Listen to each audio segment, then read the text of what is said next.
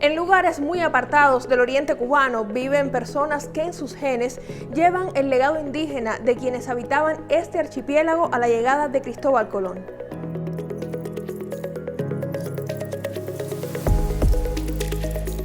Durante siglos, en los libros de historia, el encuentro entre culturas del 12 de octubre de 1492 estuvo asociado al exterminio absoluto de los aborígenes cubanos. Pero ¿ocurrió así en realidad?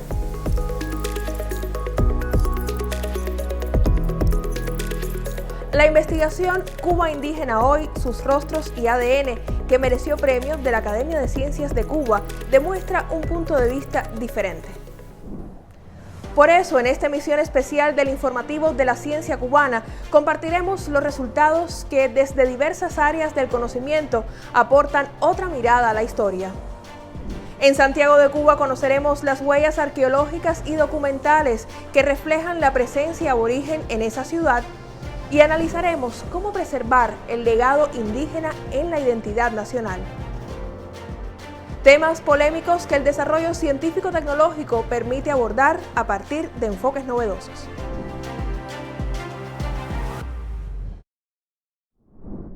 ¿Cómo surgió el proyecto Cuba Indígena, sus rostros y ADN? El punto de partida fue la curiosidad científica de Alejandro Harman, historiador de la ciudad de Baracoa, y del antropólogo José Barreiro. Ellos convocaron al fotógrafo español Héctor Garrido para documentar un universo casi desconocido, el de los descendientes de los primeros habitantes de este archipiélago. Su propósito, demostrar que la extinción absoluta de esas poblaciones era un mito. Fue en el año 2018 cuando se concretaron las bases del que sería el proyecto Cuba Indígena, una combinación de arte y ciencia, arte a través de las fotografías, de los retratos fotográficos que mostrarían el fenotipo, el aspecto físico de las personas, frente al análisis genético de esas mismas personas, que nos mostraría su genotipo, su ascendencia a lo largo de generaciones anteriores. Hay 22 comunidades donde hay una presencia indocubana, que es el término, ¿no? Y pienso que estudiamos en los archivos, las parroquiales, las iglesias, el Archivo Nacional, y toda la documentación nos daba una validación documental, pero nos faltaba esta prueba importantísima científica que es el ADN. A partir de esta inquietud sumaron a los documentos y fotografías la experticia de la doctora Beatriz Marcheco. Harman sugiere combinar ese arte con la ciencia y propone entonces, por los antecedentes de estudios genéticos sobre la historia del mestizaje de la población cubana, que el Centro Nacional de Genética participe en la investigación. El sociólogo Enrique Gómez y el fotógrafo Julio Larramendi también integran el equipo. Uno de los aspectos peculiares de esta obra, de esta investigación, es la articulación entre ciencia y arte. Cómo la ciencia y el arte se unen para documentar, para explicar, para definir un tema que hasta ahora había sido controversial. La fotografía permitió registrar quiénes son, cómo viven, cuáles son sus ritos, cuáles son sus tradiciones, pero es el ADN justamente quien da la medida de lo que nosotros andábamos buscando. Pero antes de conocer los resultados de este proyecto multidisciplinario, un dato curioso. Desde el siglo XIX, varios investigadores estudiaron a esas familias con legado amerindio. Encontramos así en 1847 las indagaciones del naturalista español Miguel Rodríguez Ferrer en el trayecto entre Baracoa y Santiago de Cuba, en familias con apellidos como Barrientos y Rojas. Luego, en 1901, llegó con el mismo interés el antropólogo Stewart Coolin de la Universidad de Pensilvania. Él confirmó que en las montañas de Guantánamo vivían personas con atributos físicos propios de los primeros habitantes del país. Años más tarde, en 1952, hay un genetista, el doctor Douglas Gates, de la Universidad de Harvard, que viene y estudia a 29 familias de esa zona y describe detalladamente características antropológicas del pelo, del color, de la nariz, de las orejas, de los pómulos. Incluso dos de las personas que fueron estudiadas en 1952, dos hermanos, Reina y Severo, de 17 años ella, de 6 años él, son estudiados en el presente, su ADN, y ratifica, da cuenta, son de las personas con más altos porcentajes de genes amerindios en su información genética. Da cuenta también de la correlación entre esos atributos físicos y esos antepasados amerindios. Ya en 1960, el destacado antropólogo Manuel Rivero de la Calle hace un análisis muy detallado de esas familias. En más de 170 años, 5 generaciones de investigadores han estudiado a estas personas y la relación de sus atributos físicos con los de los primeros habitantes de Cuba.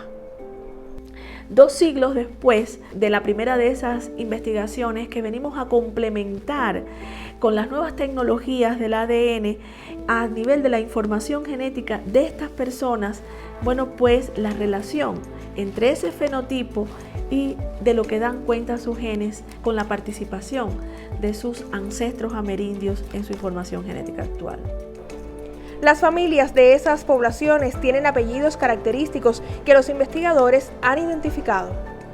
Son los Zamora allá en el Ocujal del Turquino, son los Romeros en la parte de Baracoa, pero son los Ramírez Rojas en Yatera, en Manuel Tame, en Guantánamo, por decirte algunos de los ejemplos. Son varias familias que dentro de ellas muchos fueron realmente analizados por la doctora Marcheco y arrojó los resultados que nos ha dado este Cuba indígena que echa abajo esos conceptos antiguos, arcaicos.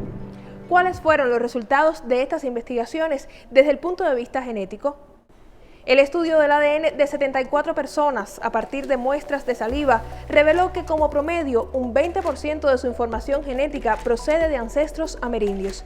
Es una cifra significativa si tenemos en cuenta que los cubanos aproximadamente tienen un 8% de genes con ese origen.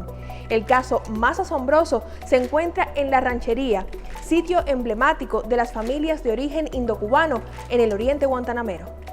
Hay personas como Francisco Ramírez Rojas, Panchito, que se conoce como el cacique de la montaña, que tiene un 38%, o sea, más de la tercera parte, de la información genética que procede de ancestros amerindios. Yo soy indio, porque mi papá, mi abuelo, mi bisabuelo, mi tatarabuelo, todos eran indios, así que yo soy indio también.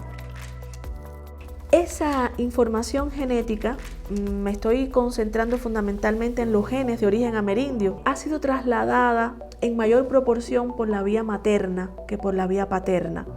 Cuando uno mira los linajes maternos de las 74 personas a las que hicimos el estudio de ADN, en el 86% de los casos descienden de una mujer amerindia. Y ahora estamos develando que fueron mujeres cubanas las que en relaciones de pareja, probablemente forzadas, violentadas, en muchos casos, procrearon a los primeros descendientes que empezaron a trasladar en su acervo genético esa información que también está presente en nuestras células hoy en día. ¿Y de qué áreas geográficas llegan esos linajes maternos? Los estudios demuestran que la procedencia es heterogénea. Para llegar a esta conclusión, los especialistas analizaron los llamados haplogrupos, que se corresponden con secuencias específicas del ADN mitocondrial propias de una región geográfica determinada. Permiten distinguir a los individuos de esa zona respecto a los de otra y se heredan por vía materna.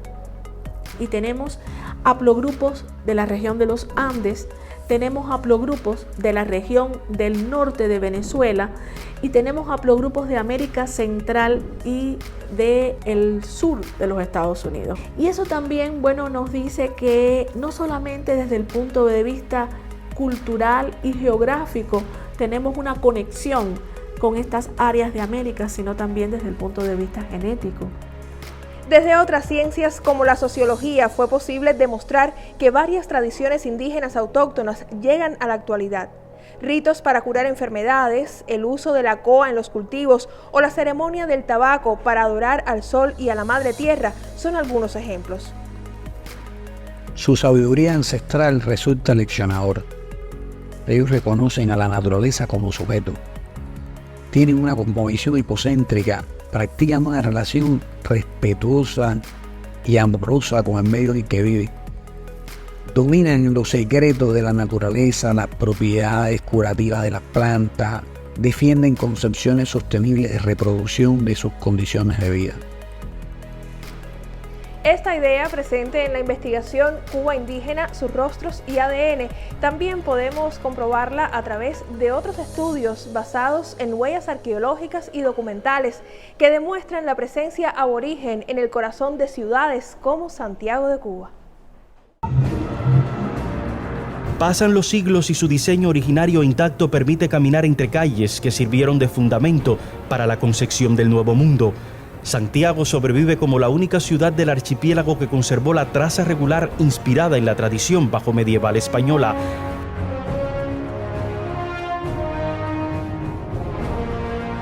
A unos metros de la plaza central ubicamos una de las áreas de interés arqueológico, el Centro Cultural Francisco Prat Puig, antiguamente Colegio Seminario San Basilio Magno. En este sitio restaurado, los arqueólogos han desenterrado de las capas de sedimentos algunas evidencias que revelan la convivencia de aborígenes nativos y colonizadores españoles. Lo importante de esto es una convivencia de aborigen español muy temprana, del siglo XVI, de acuerdo a los objetos encontrados. Cerámica mayólica, Columbian Plate y azul sobre blanco muy temprana, junto con cerámica aborigen y restos de fogón que tenían, además de restos de reses y de puercos, había también asociado una fauna malacológica del litoral. La búsqueda de nuestros historiadores registra, analiza y considera desde artefactos e investigaciones genéticas hasta reliquias pictóricas exhibidas en el Museo Emilio Bacardí. Una de ellas es la Jura de Hernán Cortés, obra clave de Hernández Giro. Según la Premio Nacional de Ciencias Sociales Olga Portuondo, la interpretación artística ofrece una visión que difiere en algunos aspectos de la precisión histórica. Sin embargo, posiciona al aborigen en el contexto sin confinarlo a la narrativa del exterminio o la total desaparición. El hecho de que esté ahí presente el aborigen, estamos diciendo que hay un reconocimiento de la presencia importante del aborigen en el terreno cultural y su herencia, porque desde el primer momento el proceso de mestizaje está generado.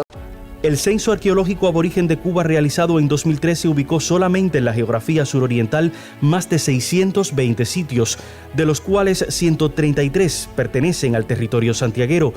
Contrastar estas evidencias es una habilidad innata en ambos académicos, quienes combinan sus conocimientos en excavaciones con la indagación documental para llegar a conclusiones. Este padrón ayuda a confirmar la permanencia ininterrumpida de los indios hasta el siglo XIX en la reserva de San Luis de los Caneyes, una singularidad de esta región. Esa impronta se va extendiendo, según nosotros hemos investigado, hasta 1824, donde pudimos corroborar que en esa comunidad del Caney todavía una mayoría de los llamados indios era superior a los demás estamentos sociales. Mientras examina los restos de una cultura material aparentemente silenciada por siglos, la doctora Olga reivindica un legado espiritual que permanece en el alma del cubano. Los inventarios de 1647 que ha publicado antes confirman también la presencia aborigen en el poblado minero del Cobre, una huella que trasciende el tiempo, lo tangible y lo biológico. Como los inventarios de las minas del cobre está presente, digamos, los hermanos Hoyo, que eran monteros, fíjate, monteros, algo que se aprende con el colonizador. Están el español, los esclavos, ahí tenemos representado el complejo étnico que desde principios del siglo XVI está presente en nuestra sociedad. Aunque para muchos es un legado menos visible, el ADN aborigen es una parte integral de nuestra identidad cultural y genética. Santiago, su trazado original, las tradiciones y los rostros, el espíritu de la gente revelan esa compleja red de influencias ancestrales que permanecen vivas en el presente. Los estudios en la región oriental del archipiélago y de manera particular los que conforman el libro Cuba Indígena Hoy, sus rostros y ADN abren nuevas posibilidades para entender más de 5 siglos de historia. Al final, lo que se ha logrado con el proyecto Cuba Indígena es devolver la visibilidad a un pueblo que ha estado oculto a los ojos del relato histórico imperante durante los últimos 500 años. La cubanidad es todo un mestizaje y Cuba es un mestizaje completo. Es feliz para nosotros, para los profesores de historia, este libro, que es un testimonio fehaciente, inobjetable de la presencia indocubana en nuestro país. Creo que ha llegado la hora de cambiar los textos de historia, que nuestra población sepa que tenemos en nuestro país descendientes de aquellos pueblos originarios que existieron aquí en Cuba cuando llegó Colón, que nosotros mismos somos descendientes de aquellos taínos, para orgullo de nuestra nación. Impresiona su vida espiritual, cómo enfrentan la vida con una alegría, su capacidad de resiliencia, su solidaridad. Y en contraste con ello, bueno, pues llegar a un lugar donde hay condiciones sociales muy difíciles. Y es una realidad que hay que vivirla, hay que visibilizarla y hay que encontrar el modo de transformarla. Porque estas cubanas y cubanos que durante 2 siglos han sido estudiados para mostrar de algún modo el origen del pueblo cubano, la contribución amerindia en el pueblo cubano, también lo merecen. Y que sigan habitando los lugares donde sus antepasados les dieron vida y han hecho posible que hasta hoy trasladen esa herencia cultural y genética de los originarios de Cuba. Los resultados científicos del proyecto Cuba Indígena Hoy nos colocan frente a una reinterpretación de la historia a partir de argumentos para desterrar el mito de la extinción absoluta de los primeros habitantes del archipiélago. Además, las fotografías invitan a reflexionar sobre el apoyo necesario para quienes preservan nuestra herencia aborigen en el siglo XXI.